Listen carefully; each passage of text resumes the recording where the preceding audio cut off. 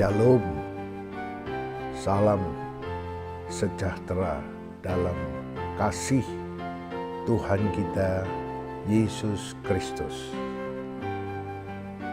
Pepatah Cina menyatakan bahwa kebahagiaan itu untuk yang pertama, waktu 1 jam didapat dengan tidur. Kedua, untuk dapat 1 hari penuh diperoleh dengan memancing ikan. Ketiga, untuk 1 tahun diperoleh dengan mendapat warisan dari orang tua.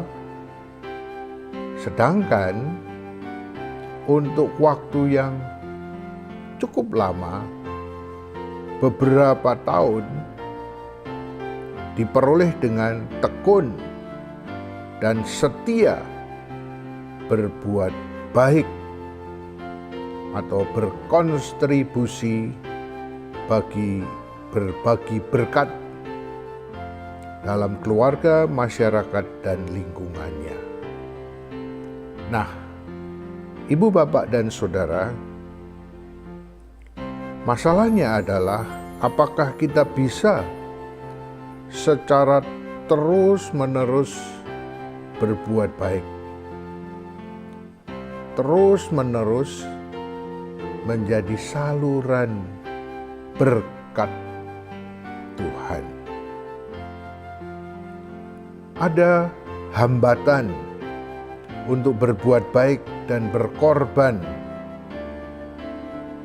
Hambatan itu disebut dengan 7 dosa pokok, yaitu saya singkat dengan bongkibul kelimama: sombong, kikir, cabul, gelojoh atau tamak, rakus, licik, malas, dan mabuk-mabuk. Tuhan Yesus Kristus menghapus dosa-dosa tersebut dengan jalan menderita sampai wafat digantung di kayu salib. Karya Kristus dalam penyaliban tersebut oleh surat Ibrani disebut sebagai korban iman besar agung sekali untuk selamanya. Sedangkan Injil Yohanes menyebutnya sebagai biji buah pohon yang ditanam di dalam tanah supaya tumbuh, berkembang, dan berbuah. Oleh karena itu, melalui karya pengorbanan Kristus di kayu salib, kita mendapatkan 2 makna dari 1 korban imam besar agung Yesus Kristus Tuhan itu. Pertama, menghapus dosa dan menebus kita dari belenggu dosa supaya bebas dari kuasa dan belenggu 7 dosa pokok tadi, bongkibul kelimama, sehingga kita bisa hidup di dalam Roh Kudus, yaitu kasih, sukacita, kebaikan, sabar, murah hati, damai sejahtera, setia, lemah lembut, dan penguasaan diri. Itu disebut di dalam Galatia 5 ayat 22 dan 23. Hal yang kedua, makna pengorbanan Kristus adalah bahwa saudara dan saya ikut meneladan Kristus yang berkorban untuk semua orang.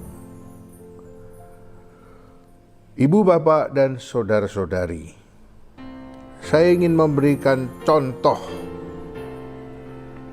bagaimana berkorban.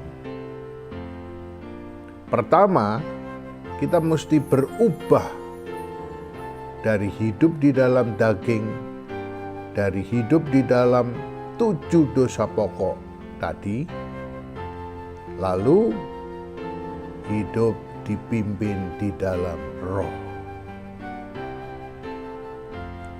Yang kedua, mari kita perhatikan bagaimana kita meneladan pengorbanan Kristus.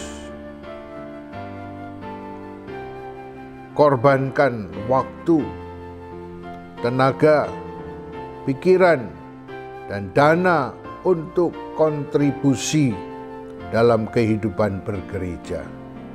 Misalnya, seorang yang berjabatan gerejawi dan pengurus komisi atau yayasan dan panitia. Pengorbanan ini bukan untuk cari pahala, tetapi sebagai ungkapan syukur kepada Tuhan. Seorang remaja sebagai bendahara pengurus tiap minggu harus membuat buku kas tentang transaksi yang dilakukan komisi remaja dalam seminggu itu. Seorang ayah atau suami dan karyawan atau staf pabrik serta berjabatan penatua di gereja harus mengatur waktu dengan baik dan sesuai dengan tugas dan tanggung jawabnya di semua bagian pelayanannya. Dia harus melakukannya secara proporsional dan seimbang.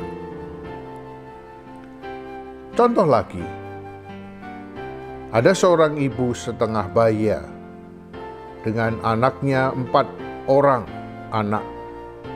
Anak pertama sudah bekerja setelah lulus S1. Anak kedua masih kuliah di semester akhir.